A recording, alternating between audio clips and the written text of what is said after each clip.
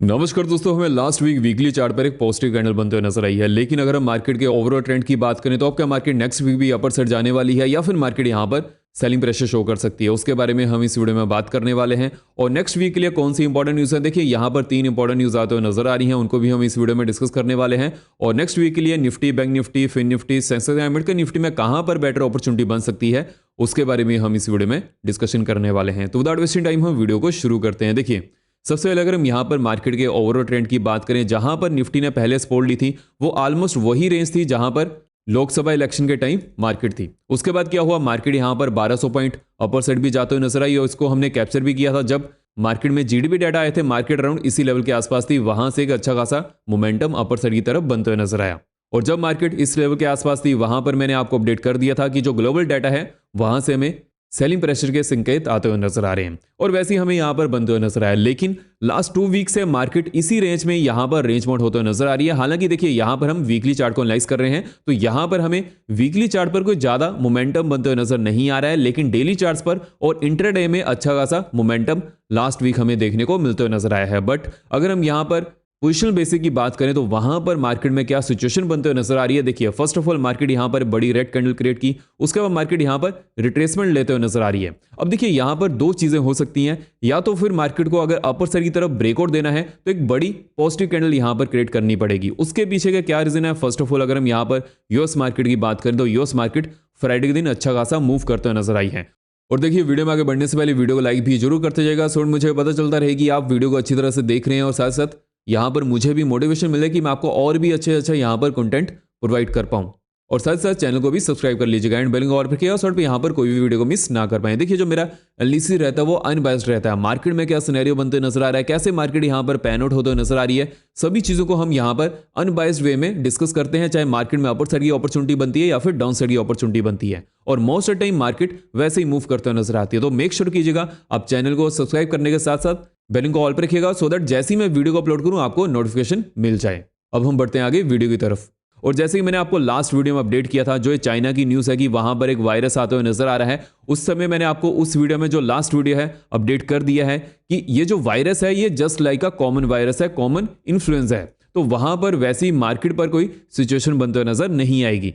Market पर तब एक सिचुएशन बनती है जब वर्ल्ड हेल्थ ऑर्गेनाइजेशन यहां पर कुछ ना कुछ बोलते हुए नजर आए। बिकॉज देखिए, जब भी मौसम चेंज होता है ऐसा हमें वहां पर सर्दी जुकाम ज्यादा देखने को मिल जाता है, इवन इन इंडिया। तो उसके कारण क्या होता है कि यहां पर बिकॉज देखिए, आफ्टर कोविड जब भी कोई ऐसा वायरस आता है या फिर कोई कॉमन वायरस भी रहते हैं वो भी बहुत ज्यादा हाईलाइट होने लग गए हैं। पहले भी चाइना में ऐसे ही नंबर ऑफ वायरसेस आते थे, लेकिन जो वायरस जानलेवा होता है उसके बाद ही स्टॉक मार्केट पर उसका इंपैक्ट पड़ता है। बट ये जो वायरस था ये इतना जानलेवा नहीं था, तो वैसा हमें यहाँ पर सिनेरियो बनते हुए नजर आ रहा है। मैंने आपको लास्ट वीडियो में इसके बारे में सभी चीजें अपडेट कर दी हैं, वहां से आप चेकआउट कर सकते हैं। लेकिन अगर हम यहाँ पर इंपॉर्टेंट न्यूज की बात करें तो आरबीआई ने अभी तक रेट कट नहीं किया, लेकिन जेफरीज का मानना है कि जो नेक्स्ट ईयर का फर्स्ट हाफ है वहां पर 50 बेसिस पॉइंट रेट कट हो सकते हैं। देखिए, अगर 50 बेसिस पॉइंट रेट कट होते हैं तो वो ये मार्केट के लिए पॉजिटिव होगा। तो उसी की वजह से क्या होगा कि मार्केट यहां पर अच्छा खासा मूव कर सकती है। और देखिए, जो नेक्स्ट यहां पर आरबीआई की पॉलिसी मीट होने वाली है वहां पर हमें क्लैरिटी मिलते हुए नजर आएगी। बट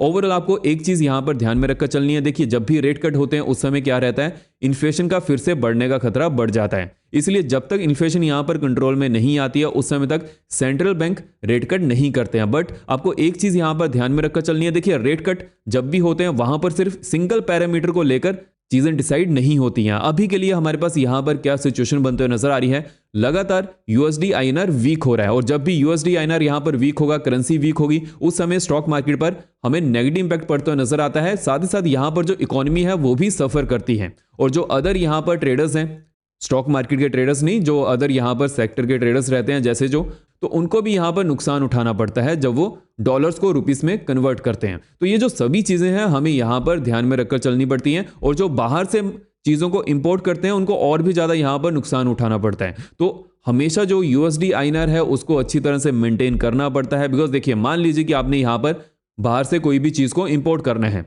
अगर जो लोकल करेंसी है वीक होते हुए नजर आएगी, विच मीन्स कि जब हम अपनी करेंसी को डॉलर में कन्वर्ट करेंगे तो वहां पर हमें कम डॉलर मिलेंगे। तो उसकी वजह से क्या होता है, यहां पर सभी चीजों को इंपैक्ट पड़ता है इन अ नेगेटिव वे जब भी यूएसडी आईएनआर वीक होता है। हाँ, वहां पर आईटी सेक्टर की जो कंपनीज है उनको फायदा हो जाता है बिकॉज वो बाहर चीजों को एक्सपोर्ट करती है और आईटी सेक्टर में कोई रॉ मटेरियल नहीं होता है। लेकिन जो अदर सेक्टर्स रहते हैं वहां पर रॉ मटेरियल पहले जुटाना पड़ता है। अगर हमें कोई भी चीज को बनाना है तो वहां पर उनको भी नुकसान रहता है। तो इसीलिए जब भी यूएसडी आईएनआर यहां पर वीक रहता है उस समय आईटी सेक्टर अच्छा परफॉर्म करता है as compare to other sectors. तो ये पूरा सिनेरियो हमें यहां पर बनते हुए नजर आ रहा है। बट देखिए, इसकी पॉसिबिलिटी मैंने आपको पहले भी अपडेट किया था कि जो नेक्स्ट ईयर होने वाला है वहां पर आरबीआई को रेट कट तो करने ही पड़ेंगे अगर यूएसडी आईएनआर को मेंटेन करना है। तो उसकी वजह से हमें ये चीजें यहां पर बनते हुए नजर आएंगी। अगर हम अदर न्यूज की बात करें, देखिए जो डोनाल्ड ट्रंप है उनकी भी इनॉग्रेशन पास आते हुए नजर आ रही है और जैसे जैसे ये डेट पास आ रही है उसी समय हमें यूएस मार्केट में अच्छा इंपैक्ट पड़ते हुए नजर आ रहा है और साथ ही साथ जो क्रिप्टो मार्केट है वो भी अच्छा खासा बूम कर रही है। लेकिन अगर हम इंडियन मार्केट के पर्सपेक्टिव से बात करें तो यहां पर भी हमें उसका रिपल इफेक्ट देखने को मिल सकता है। देखिए, जहां तक मेरा मानना है अभी के लिए जो ट्रंप प्रेसिडेंट बनेंगे उसके बाद वो पॉलिसी क्या लेते हैं उसके बाद ही ग्लोबल मार्केट पर इंपैक्ट पड़ते हुए नजर आएगा। अदरवाइज मार्केट ऑलरेडी इस चीज को फैक्टर इन कर चुकी है। लेकिन जो ओवरऑल मार्केट में हमें सिनेरियो बनते हुए नजर आएगा स्पेशली इंडियन मार्केट में, वो अभी के लिए बजट सेशन डिसाइड करने वाला है। देखिए, जैसे कि 1 फेब को बजट सेशन होने वाला है। हालांकि इस बार जो बजट सेशन था वो नॉन वर्किंग डेज में आ रहा था, लेकिन फिर भी यहां पर मार्केट ओपन रहेगी। बिकॉज देखिए, अब यहां पर कोई ना कोई ट्रेडर्स ये कहेंगे कि अगर नॉन वर्किंग डेज में बजट सेशन था तो वहां पर मार्केट को क्यों ही ओपन करना है। देखिए, जब कोविड था तब सभी चीजें क्लोज थी लेकिन मार्केट ही ओपन थी। मार्केट क्यों ओपन रहती है? मार्केट इसीलिए ओपन रहती है, हर चीज का एक जो डिफाइंड प्राइस है, हर चीज का जो एक एक्चुअल प्राइस होना चाहिए वो डिफरेंस को मेंटेन करने के लिए। कि जो एक्चुअल में यहां पर मार्केट की वैल्यूएशन है वो यहां पर चाहे अपर साइड की तरफ हो या फिर डाउन साइड की तरफ हो वो मेंटेन होनी चाहिए। और वो कब मेंटेन होती है? जब मार्केट ओपन रहती है। और जैसे कि जो बजट सेशन है बहुत बड़ा एक इवेंट है तो वहां पर मार्केट ओपन ही होनी चाहिए। हाँ, वहां पर वॉलेटिलिटी बहुत ज्यादा रहती है लेकिन that's a part and parcel of the stock market. तो ये चीज आपको यहां पर हमेशा ध्यान में रखनी चाहिए। अगर हम यहां पर ओवरऑल बजट सेशन की बात करें तो वहां पर जो एक मेजर टॉपिक रहने वाला है जो इनकम टैक्स के रिलेटेड रहेगा कि यहां पर इनकम टैक्स पर रिबेट मिलती है या नहीं। देखिए, अगर इनकम टैक्स पर रिबेट कुछ ना कुछ मिलती है तो वो मार्केट के लिए पॉजिटिव होता है। तो ये चीज आपको यहां पर ध्यान में रखकर चलनी है। जैसे कि हम इन्फ्लेशन का जो टॉपिक था वो तो पहले ही डिस्कस कर चुके हैं कि आरबीआई रेट कट कर सकता है लेकिन उसका हमें इन्फ्लेशन पर वैसे इंपैक्ट पड़ते हुए नजर आता है। तो एटलीस्ट यहां पर जो इन्फ्लेशन है, इंडिया की इन्फ्लेशन है वो 5% के आसपास होनी चाहिए, उस समय आरबीआई रेट कट करना शुरू कर देगा। तो ये पूरा सिनेरियो हमें यहां पर बनते हुए नजर आ रहा है। और देखिए, जो अडानी की न्यूज़ है वो मैंने आपको लास्ट वीडियो में अपडेट कर दी है। यहां पर जो हमें अपडेट मिलते हुए नजर आ रही है, देखिए यहां पर क्या सिचुएशन बनते हुए नजर आई थी। जो अडानी के ऊपर केस थे, यहां पर 3 केस थे अडानी ग्रुप के ऊपर। तो उन सभी जो केसेस थे उनको यहां पर इकट्ठा कर दिया गया है। All 3 actions shall be assigned to a judge assigned to the earliest filed action। इसका मतलब यह है कि जो पहले जज एक केस को लेकर चल रहे थे, अभी के लिए जो तीनों केसेस हैं उनको एक ही जज यहां पर आगे कंटिन्यू करते हुए नजर आएंगे। क्या इसका हमें मार्केट पर नेगेटिव इंपैक्ट देखने को मिल सकता है? देखिए, मैंने आपको लास्ट वीडियो में अपडेट कर दिया था। एक तो जैसे जैसे वहां से हमें कोई अपडेट मिलते हुए नजर आएगी उस समय हमें उसका इंपैक्ट पड़ते हुए नजर आएगा। बट अभी के लिए ये न्यूज ऑलरेडी फैक्टर इन हो चुकी है कि वहां पर केस चल रहा है। लेकिन अगर वहां से कोई अपडेट आती है उस समय जो अडानी के स्टॉक्स हैं वहां पर इंपैक्ट पड़ेगा और साथ साथ यहां पर जो फाइनेंशियल सेक्टर के स्टॉक हैं जैसे कि जो बैंक निफ्टी है उस पर ज्यादा इंपैक्ट पड़ता है। जैसे कि मैंने आपको लास्ट वीडियो में अपडेट किया था, जो भी सेक्टर रहता है अगर वहां पर कुछ भी ऐसी दिक्कत आती है तो उसका इंपैक्ट हमें फाइनेंशियल सेक्टर पर सबसे पहले देखने को मिलता है। बिकॉज फाइनेंशियल सेक्टर है और जो बैंक्स हैं किसी ना किसी तरीके से सभी सेक्टर के साथ लिंक्ड रहते हैं। बिकॉज ट्रांजैक्शन कहां से होनी है? ट्रांजैक्शन तो बैंक से ही होनी है और जो लोन्स रहते हैं वो भी बैंक से ही दिए जाते हैं। तो इसकी वजह से हमें फाइनेंशियल सेक्टर पर इंपैक्ट देखने को मिलता है जब भी किसी भी सेक्टर पर कुछ भी दिक्कत आते हुए नजर आए। और इसी की वजह से बैंक निफ्टी ज्यादा वोलेटाइल रहता है as compare to Nifty, because वहां पर ये सभी चीजें मैटर करती हैं और एक अच्छी अपॉर्चुनिटी भी बन जाती है। बिकॉज देखिए, मार्केट जितना अच्छा upper side down side move करेगी वहां पर ट्रेडिंग अपॉर्चुनिटी भी अच्छी बनती है। लेकिन अगर मार्केट रेंज बाउंड हो जाती है, बहुत ज्यादा मूव नहीं करती है, तो वहां पर वैसी ही अपॉर्चुनिटीज भी कम बनती हैं। तो ये पूरा सिनेरियो हमें यहां पर देखने को मिल जा रहा है। अब नेक्स्ट वीक के लिए मार्केट यहां पर कैसी रह सकती है, कौन सी इंपॉर्टेंट जोन्स के ऊपर हमें ध्यान रखकर चलना है, सबसे पहले हम निफ्टी की बात कर लेते हैं। देखिए, न्यूज से एक चीज तो क्लियर हो चुकी है कि अभी के लिए ना ही मार्केट में कोई बहुत ज्यादा पॉजिटिव और ना ही बहुत ज्यादा नेगेटिव न्यूज आते हुए नजर आ रही है। अगर हम यहां पर इंडियन मार्केट से पर्सपेक्टिव की बात करें तो वहां पर यही सिचुएशन है कि मार्केट न्यूट्रल है और जब भी मार्केट न्यूट्रल रहती है तो वहां पर अपर साइड जाना ज्यादा प्रेफर करती है as compare to down side. Market down side तभी आती है जब मार्केट में कुछ नेगेटिविटी बनते हुए नजर आए या फिर मार्केट बहुत अच्छा मूव कर चुकी है और वहां से प्रॉफिट बुकिंग मिलते हुए नजर आए। तो ये पूरा दो सिनेरियो हमें हमेशा ध्यान में रखने चाहिए। अगर हम यहाँ पर क्लोजिंग की बात करें, देखिए सबसे पहले हम यहाँ पर डेली चार्ट्स पर आए तो हमें यहाँ पर क्या देखने को मिल रहा है। देखिए जो थर्सडे का दिन था वहां पर हमें अच्छा खासा मोमेंटम बनते हुए नजर आया। उसके बाद फ्राइडे दिन मार्केट ओनली नेगेटिव में ही क्लोजिंग दी है, लेकिन जो नेगेटिव कैंडल यहां पर बनते हुए नजर आ रही है, प्रीवियस जो कैंडल है ऑलमोस्ट उसके 50% के आसपास है। और ये जो 24,000 का होल नंबर है वो भी बहुत ज्यादा इंपॉर्टेंट नंबर है। तो अभी के लिए मार्केट में यहां पर क्या सिनेरियो बनते हुए नजर आएगा। फर्स्ट ऑफ ऑल देखिए हमें एक चीज यहां पर ध्यान में रखकर चलनी है, जो हमारे पास यहां पर सिनेरियो बनते हुए नजर आ रहा है। लेट्स से कि मार्केट 24,200 के ऊपर डेली चार्ट्स पर क्लोजिंग देती है, उसके बाद जो नेक्स्ट यहां पर रेंज होने वाली है फॉर द पोजीशन बेसिस वो 350 की रहेगी।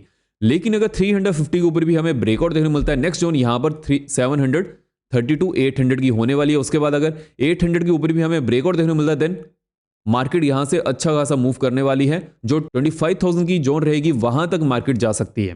हालांकि जो 730 टू 800 की जोन है वहां पर एक अच्छी खासी रेजिस्टेंस जोन भी प्रेजेंट है। ये चीज हमें यहां पर ध्यान में रखकर चलनी है। जो 70 पॉइंट की जोन रहेगी वहां पर मार्केट कैसा मूव करती है वो हमें एनालाइज करना पड़ेगा। अगर हम डाउन साइड की बात करें, देखिए डाउन साइड में 23,950 के नीचे जैसी हमें डेली चार्ट्स पर क्लोजिंग देखने मिलती है, डाउन साइड में नेक्स्ट जोन यहां पर 800 टू 760 की होने वाली है। उसके बाद नेक्स्ट जोन यहां पर 600 की बनने वाली है। हालांकि 23,600 के आसपास एक अच्छी खासी सपोर्ट जोन है, वहां पर मार्केट पोजीशन बेसिस पर सपोर्ट ले सकती है। और देखिए इस वीडियो में हम नेक्स्ट वीक के लिए जो हमारे पास 5 ट्रेडिंग सेशन है वहां पर मार्केट कैसा मूव कर सकती है उसके बारे में डिस्कस कर रहे हैं। जो नेक्स्ट वीडियो रहेगी वहां पर हम इंट्राडे के लिए निफ्टी और बैंक निफ्टी के बारे में डिस्कशन करेंगे।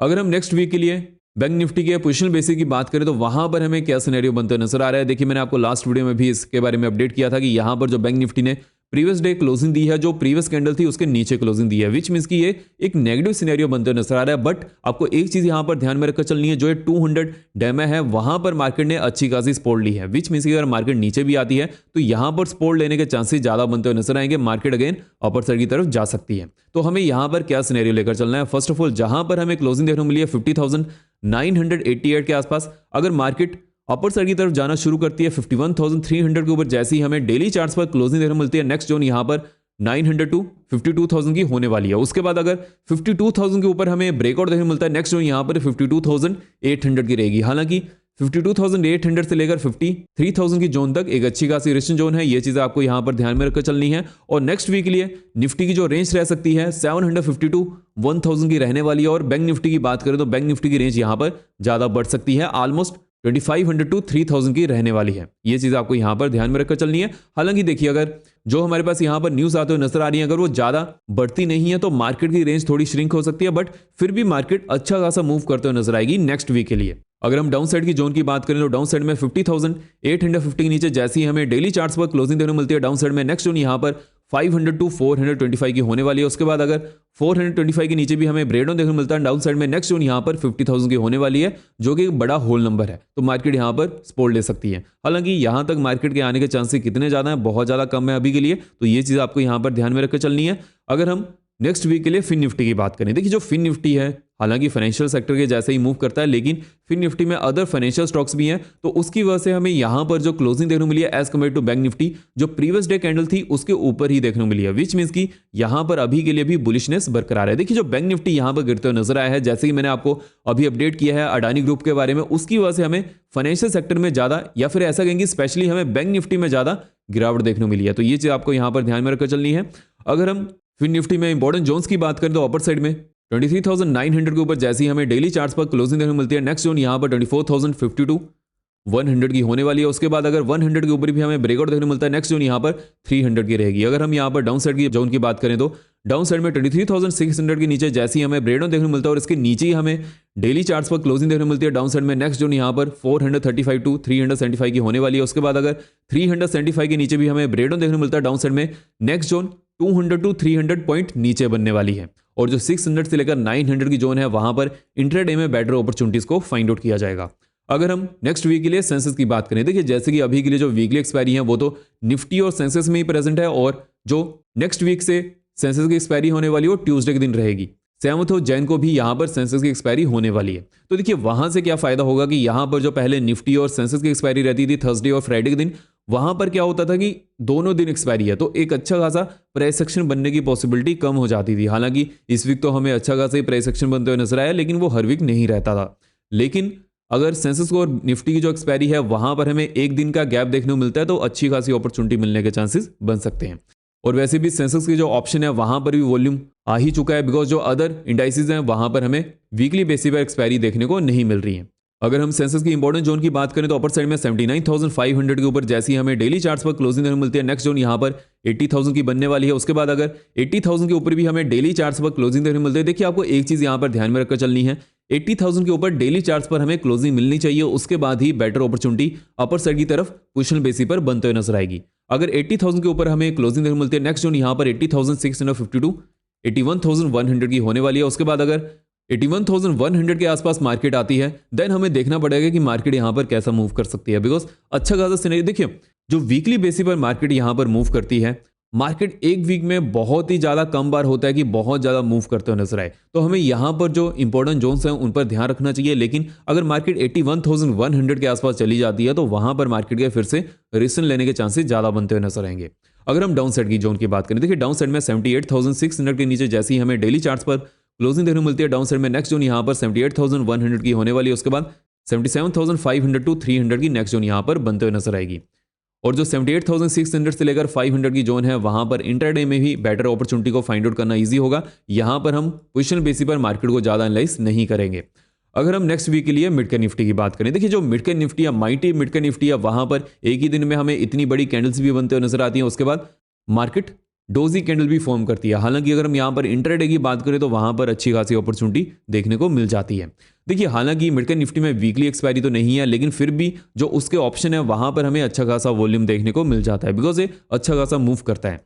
अगर हम यहां पर इंपॉर्टेंट जोन्स की बात करें, देखिए जो नेक्स्ट वीक के लिए यहां पर जो 5 ट्रेडिंग सेशन होने वाले हैं वहां पर मिड कैप निफ्टी में बहुत सारी चीजें डिसाइड होने वाली हैं, बिकॉज अभी के लिए जो मिड कैप स्टॉक्स हैं वहां पर हमें अच्छा खासा वॉल्यूम देखने को मिल जा रहा है न्यू ईयर के बाद।